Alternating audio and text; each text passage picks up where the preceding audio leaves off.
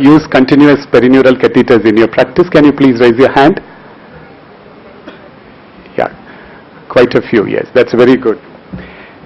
There has been a resurgence and there has been a new interest in using continuous perineural catheters for preoperative, intraoperative, postoperative analgesia, including analgesia at home. So the ambulatory catheters have become extremely popular in many centers throughout the world. As the ambulatory procedures, especially with orthopedic procedures, the perineural catheters have achieved a greater place in the postoperative pain management in the developed countries, and it's fast catching up in the developing countries. So today's the topic is, do perineural catheter techniques make a difference in the outcome to the patient? So the objective is a small introduction about the perineural catheters, our experiences with that, the current perspectives on the outcome, and the challenges and solution faced when we use these perineural catheters. So the term perineural catheter is used when you place the catheter very close, adjacent to the nerve or the plexus. They're termed as a perineural catheter. So it offers site-specific analgesia to the patient. What is the indication to place a perineural catheter? The current thinking is, in whichever patient you expect the postoperative pain to be of moderate to severe intensity for 24 hours or more, is a candidate to have a perineural catheter. So you need to define which of your patients would need a perineural catheter. One of the common causes are orthopedic procedures. For example, the total knee replacements and total shoulder procedures are one of the commonly used surgical procedures which need these perineural catheters because the postoperative pain is significant for the first 48 hours. It has become a common thing in various places. So it could be placed in the interscalene region for shoulder procedures. In infraclavicular region, it's highly preferred for elbow procedures. In our institution, we use infraclavicular catheter mainly for patients who come with post-traumatic sequelae with elbow ankylosis, who undergo elbow arthrolysis, and they need excellent physiotherapy to regain the functional component, and it's a very, very painful condition. So these are the patients in whom we put perineural catheters infraclavicular and then put them on a continuous infusion of local anesthetic solution and aid them to rehabilitate in the physiotherapy room for extensive manipulation of the elbow. It is quite significantly used, continuous paravertebral catheters, in patients undergoing major surgery for the breast and the thoracic surgery, and in the trauma situation it is used in patients who come with flail chest with a greatly excellent outcome.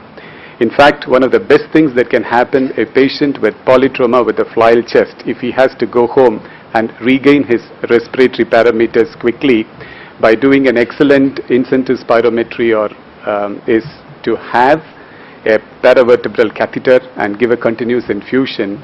This definitely makes a change in the outcome for these patients. It's increasingly becoming evident that continuous TAP block have been found to be used extensively in abdominal procedures, and now we have specific sets that are available. The TAP block continuous catheter sets are available exclusively designed for TAP block, which has been found to be of increasingly great use in patients undergoing abdominal surgeries. We discussed in the previous lectures that it seems to be of great use, the psoas compartment block for hip procedures, the femoral catheters for knee procedures, and for painful ankle procedures, it's the popliteal blocks. Especially in ankle arthrodesis, which is a very painful condition, continuous popliteal catheters seem to be of great use, both as postoperative pain relief and also aiding in early physiotherapy without pain.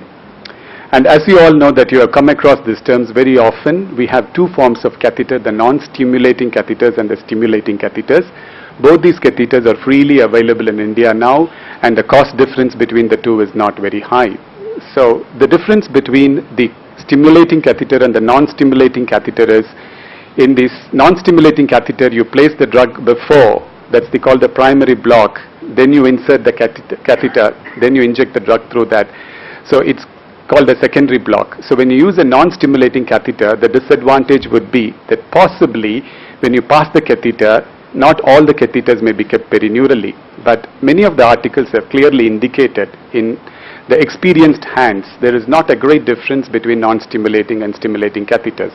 Whereas as you see here in a stimulating catheter, first you identify the nerve, you pass the catheter. To the catheter you attach your peripheral nerve stimulator or you use an ultrasound. And as you see the ultrasound and perineurally, as you go inside, you keep stimulating the catheter until you see that you track the catheter as it goes perineurally, and you need to get a good response continuously until you place it the tip about 3 to 4 centimeter beyond the tip of the needle, and you connect the infusion pump. So it's very important that you put your catheter very close to the nerve, and in spite of the varying opinion about stimulating and non-stimulating, it seems stimulating catheter seems to have an edge over non-stimulating catheter. I'm sure that many of you are using these elastomeric infusion pumps, which we have great use to all your patients. Those who are not using it, I urge them to start using this elastomeric pumps, which deliver the local anesthetic infusion at a set concentration. And for all this continuous perineural catheters, the drug that probably you could choose to use is, now we have the availability of ropivacaine, 0.2% ropivacaine in a dose of about 6 to 8 ml per hour continuous infusion. And now we also have elastomeric pumps which can also have a facility for a PCA. A disposable PCA elastomeric pumps is currently available in this country. So where the patient can press and take some more local anesthetic solution himself, you can keep the bolus at about 4 ml with a lockout period of about 30 minutes. So this is also available in India, and it costs about 2,800 rupees. And it should be increasingly used by us in the post-operative period, because in a country like ours where we might not have a lot of infusion pumps, you can safely put these catheters and send the patients to the room. This is just to show you that how an infusion is made. If you see, this is the tip of the catheter. This is a case of continuous tap block. This is the external oblique, internal oblique, the transverse abdominis. You see the drug spread here, and this is the tip of the catheter. So this is just to show you that how, when you do a continuous infusion, the drug keeps seeping through the area where you want to be, that gets blocked. And as it's rightly said, whenever you use a continuous catheter, I think a dual guidance will give you an excellent result.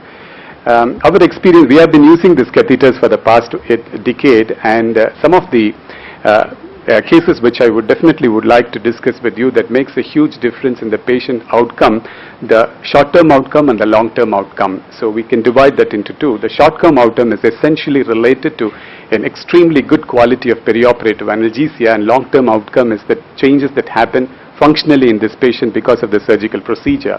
So this is one of our favorite cases which was done in 2004. I wanted to say this because we come across a lot of geriatric patients with multiple comorbid conditions, and one of the common causes are hip fractures.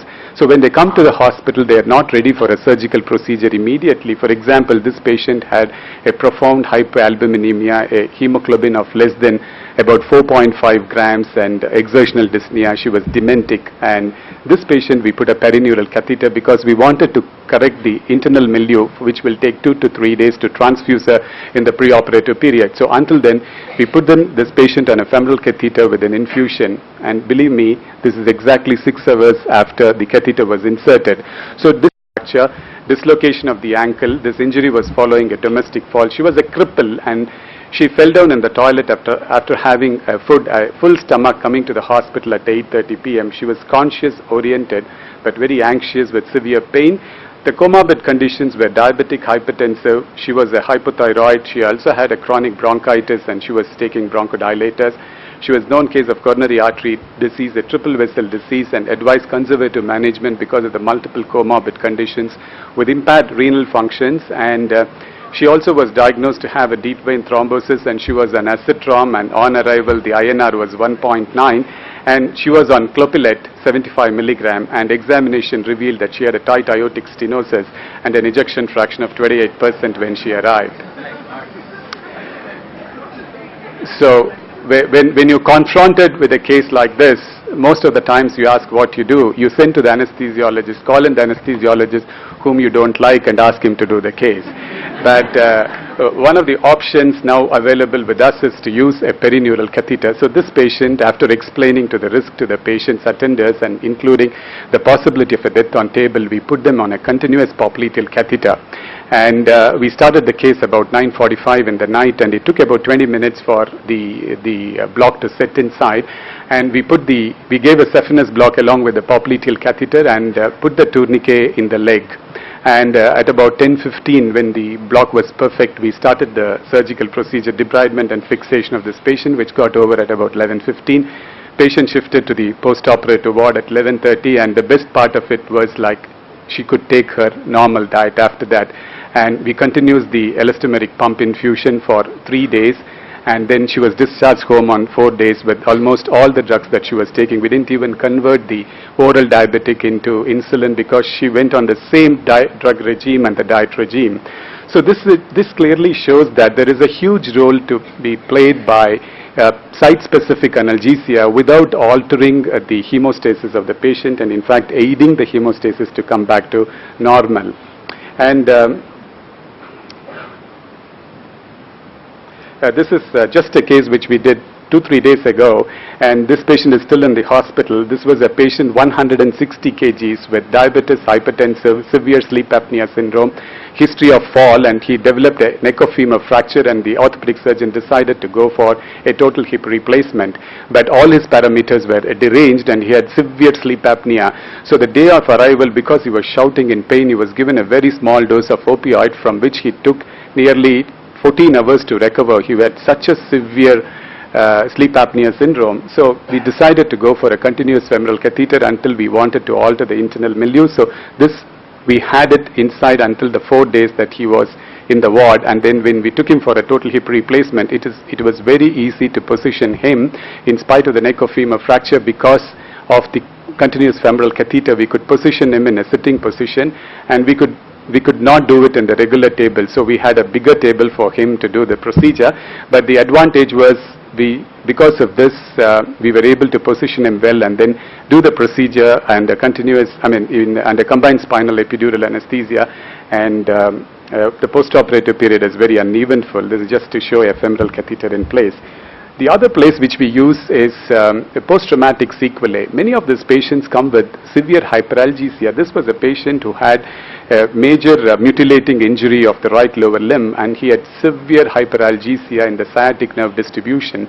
And he was treated by many centers for nearly 3 months with multiple drugs, including antidepressants and gabapentin and a host of drugs, steroids, and nothing happened to him. And it was extremely good that because it was the sciatic distribution, we decided to break the pain, and then we put him on a continuous popliteal catheter infusion, and for which he stayed for like this for about 6 days in the ward. And then slowly we started gradually put this patient on a physiotherapy, and this was one of our prize cases which became extremely good after this infusion. And I think it thoroughly breaks the pain. It's a phenomena that you know that an unrelieved pain results in the development of aberrant neuroexcitatory pathways, which cannot be broken by most of the pharmacologically available drugs. So it becomes extremely important to break this by using a site-specific analgesia. So this stimulation that continuously arises from the particular place is totally cut off by using a perineural catheter. So the perineural catheter seems to be of great use in the post-operative period as well. So some of the studies, one of the studies which is very interesting in the outcome, not only the analgesia, not only the short-term outcome,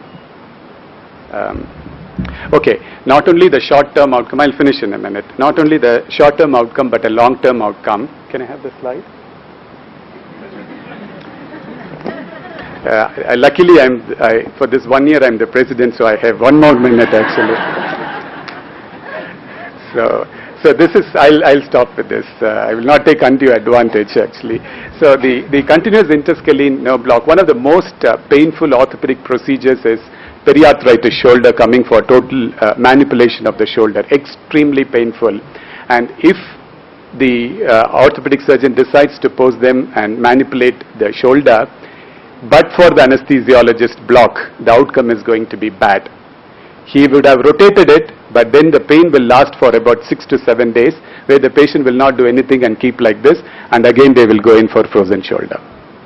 So it doesn't make a sense in releasing the frozen shoulder without putting an extremely good quality of block, and this is where perineural catheters are of great use. And this article, this is the last slide I'll show, this they have traced. They have put a continuous interscalene catheter for patient who underwent a procedure for the frozen shoulder in continuously this group of patients. They saw the passive glenohumeral abduction, which was expressed as a percentage of pre-manipulation values. So if you see that they had two groups, one is a placebo group and this is the ropivacaine group, where they used a continuous infusion. And if you see, the outcome was extremely good in patient who had a continuous infusion of ropivacaine, and the movements were very, very bad in the placebo group, which clearly indicates that continuous infusion has made a long-term change in this patient, not more than the orthopedic procedure, but the analgesia that was associated with this. And the last message I would like to give is, the continuous perineural catheters have found to be of great use as an anti-inflammatory, it's like a therapeutic intervention. Any surgery is a pro-inflammatory state, and we have found out that there is an increase in the production of cytokines, especially interleukin-6. And this pro-inflammatory release results in a significant inflammatory response, and it's been found that use of perineural catheters and continuous infusion of local anesthetic solutions have decreased the amount of interleukin-6 that is released, and it has got an anti-inflammatory action. So there is a tremendous future for perineural catheters, and I'm sure that in the long run, perineural catheters will change the outcome in our patients. Thank you very much for your patient hearing.